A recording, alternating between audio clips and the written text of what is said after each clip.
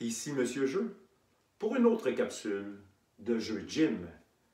Un autre jeu en gymnase de qualité avec cercles et réflexes. Les cercles, c'est les cerceaux.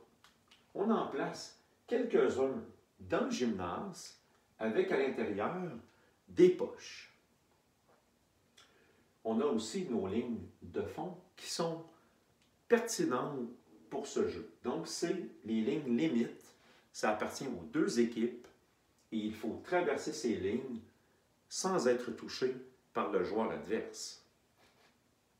On a deux équipes installées sur les lignes de côté et on va donner à chacun un numéro secret. Donc 1, 2, 3, 4, 5, 1, 2, 3, 4, 5, mais on ne sait pas qui on affronte, qui est le numéro 5 de l'autre côté. Le meneur de jeu s'installe pour bien voir les combats. Il nomme un chiffre, il nomme une couleur de cerceau, parce que vous avez des couleurs dans les cerceaux, donc ça peut être intéressant d'avoir 2 rouges, 2 bleus, 2 jaunes, et à partir ici de la ligne centrale, le meneur de jeu va dicter le côté et la couleur du cerceau. Par la suite, il nomme le chiffre. Donc, de ce côté, cerceau rouge, joueur numéro 4. Les deux 4 quittent leur position pour se rendre au cerceau rouge.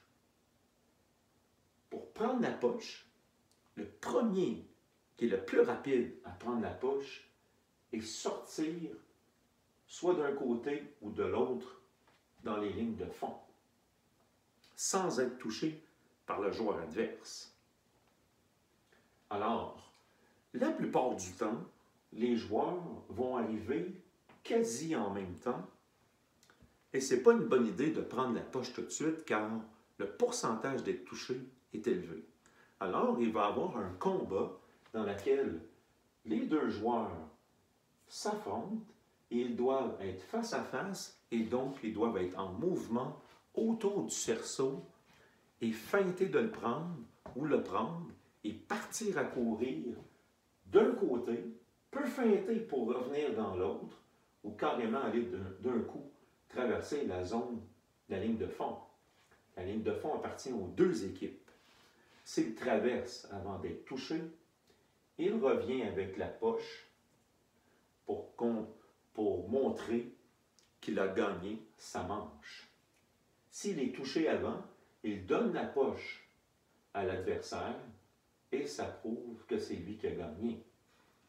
On passe tous les joueurs et à partir de là, donc, on comptabilise le nombre de poches ramassées par l'équipe. On peut créer des combats doubles. Donc, de ce côté, cercle rouge, joueur numéro 2. De ce côté, cercle jaune, joueur numéro 3. Et les joueurs s'en vont combattre et tenter de prendre la poche le plus rapidement possible. Cercle et réflexe, ça prend des réflexes, ça prend des cercles. Et c'est un jeu spectaculaire et on a des combats vraiment souvent serrés, difficiles et même les courses sont très rapides aussi. Bonne partie!